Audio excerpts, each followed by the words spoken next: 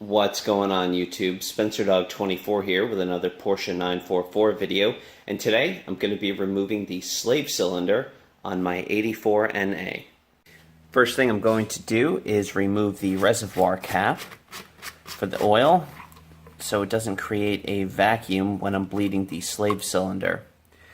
Now I'm going to head underneath the car and set up my camera there. The first thing you're going to want to do is remove the starter. I've already removed mine, so if you're not sure how to do that, you can recheck my starter removal video. And so when the camera's set up next, you're going to see the car with the starter off, pointing at the slave cylinder.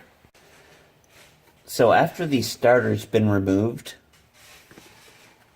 you'll take a look up here where the starter cables are, and right there you'll see a 10mm bolt holding the starter cables. You're going to want to remove that because it's going to give you more room to remove that other 13mm bolt. I'm going to go ahead and do that now.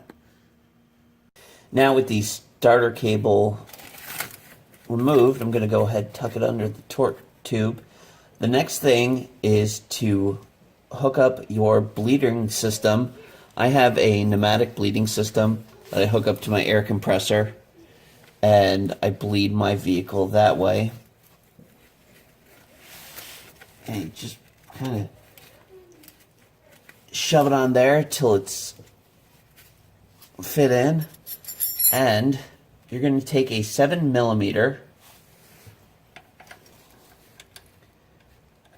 right here is where your bleeder valve is. I think I put it on too far.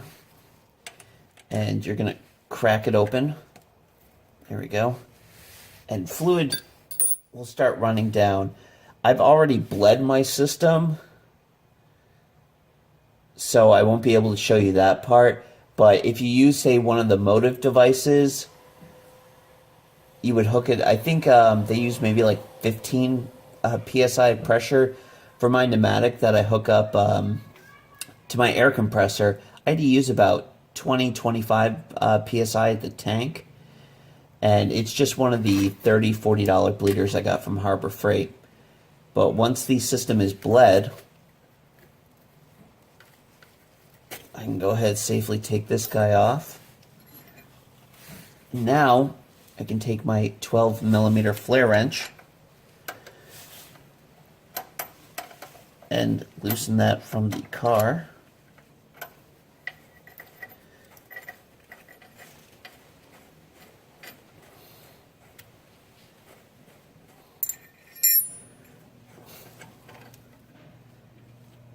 So the line, I guess I didn't bleed everything out of it. Let me get some paper towels and get that cleaned up. So once the line has been removed from the slave cylinder, I wrapped it up in aluminum foil. I saw that trick from the Irina 25066. I'm pretty sure I messed up his number. He's the German guy who shoots all the Porsche 944 videos. He does an excellent job, and I recommend everybody to watch his stuff.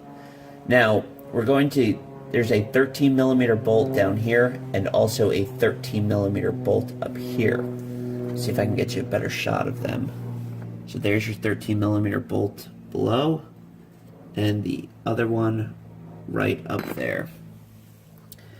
Now the 13mm bolt on top was a horrific pain for me. So what I ended up doing is I needed a adjustable wrench.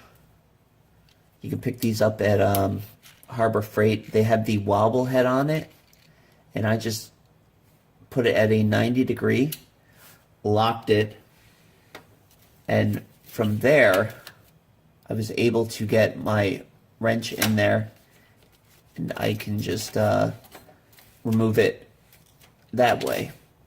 Now I've gotten the two bolts already loosened to save time, so I'm just going to go ahead and remove them. But that top one is it's a big pain in the ass.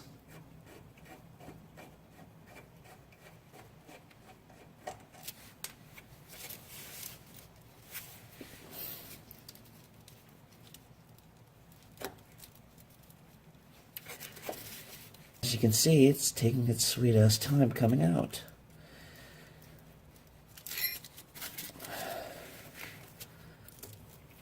Okay, so now with both bolts removed, I can... Got it.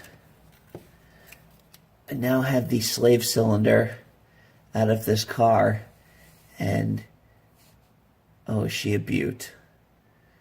Yeah, she's all gross and nasty. So I'm going to put the tin foil, aluminum foil, back on that hose line so no dirt and stuff gets out. And I will see you above the car. Here's a shot of the old one on the right and the new one on the left. So it is definitely a good idea for me to get this changed out. Now, I will start the installation of the new slave cylinder. So let's go under the car. Okay, so I'm using my left hand finger as almost a guide to make sure that that rod gets seated in there properly. And once it's in there,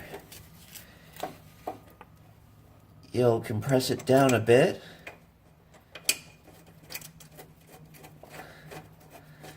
And then I just started screwing in my bottom bolt here.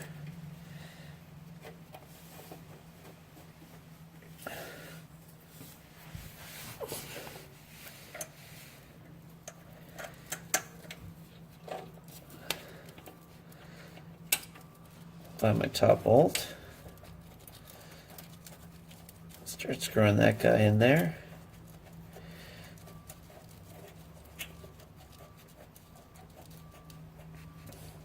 Oh, and actually, before you entirely tighten these all together, I'm going to leave my line off because I'm going to be replacing the master cylinder right after this guy. But if you were to be just replacing your slave cylinder, what I found out really works is if you keep these two bolts kind of loose, you actually have a better time of guiding that hose into it rather than these two bolts being tightened and then you have to work around it. So just if you're just replacing your slave cylinder, make sure that this is nice and loose so you can screw the 12 millimeter hose line in, and then you would tighten down these two bolts. But since I'm not doing that right now, I'm just going to go ahead and get these hand tightened.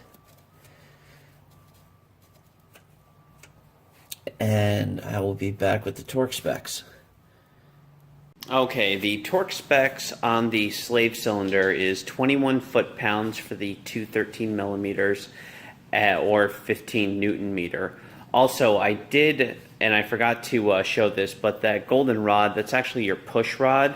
And once your entire system is bled and all the air is out of it, you should have 15 to 18 millimeters of travel distance in your clutch inspection window. This is per the 944 workshop manual. And also, you do want to coat the push rod with a brake cylinder paste. I use some Permatex on mine. Those are just a few different things that I forgot to add. But yeah, the torque specs, 21 foot-pounds, 15 millimeter. The golden piece is called a push rod. Push rod needs to be coated with a brake cylinder paste. And once the entire system is bled out of all the air, it will need 15 to 18 millimeters of travel distance from your clutch inspection window. Once that's done, you've successfully completed it. So thank you guys for watching. Hope you have a great day.